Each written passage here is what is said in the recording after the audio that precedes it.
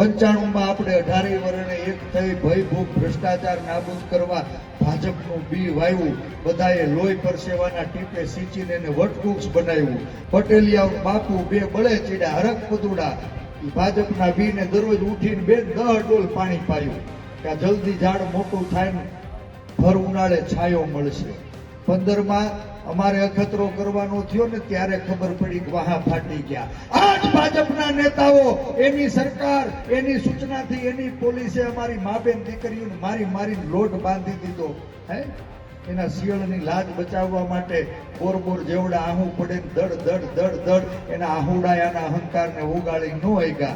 હું તેદી કહેતો તો વારા ફરતી વારો ને મેં પછી ગારો. કોઈ બાકી રૂસ ખરા?